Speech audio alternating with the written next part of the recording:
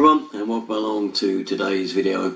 This one concerns thermostatic radiator valves and what can happen if you don't kind of give them a little bit of space around them. Now, Jan decided to put some new curtains up in the bedroom, and she said a couple of days later, I'm sure the radiator's not working all that well in the bedroom anymore.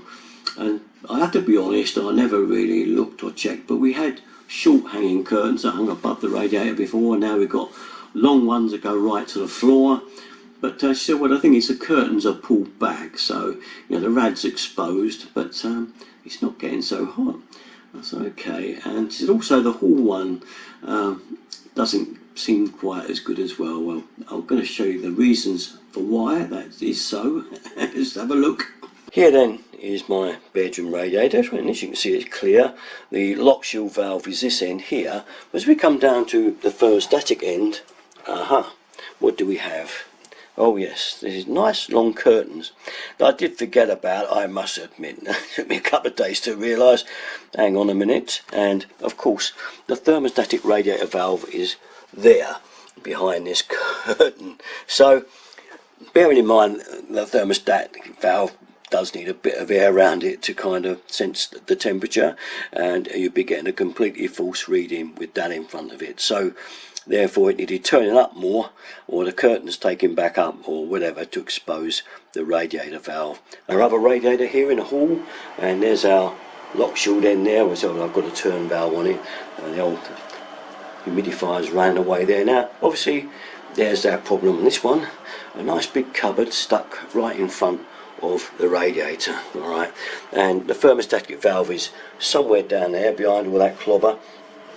Once again, it's kind of not working properly.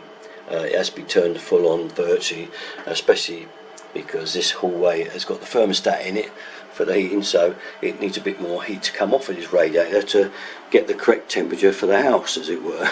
So we've got to sort something out with this cupboard. But this cupboard arrived a little while ago, and as I realised straight away we were going to get problems with this.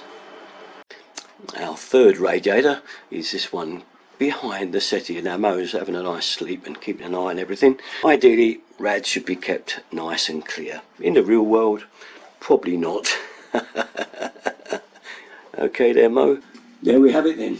I guess there's lots of you out there that are in the same position, especially with smaller houses. You find you've got a bit too much furniture and not enough room, so things that end up in front of radiators, don't they?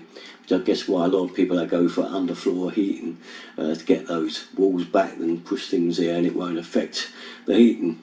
But there you are, smaller houses, we still have our radiators, and it's too easy to block them up easy with things like curtains and soft furnishings, cupboards, you name it, and they'll all reduce the efficiency of your radiators, especially if the thermostatic valve is covered with a curtain or something, or something else.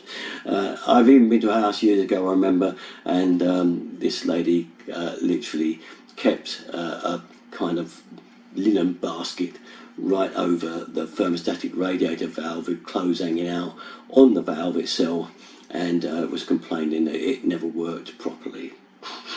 Oh well.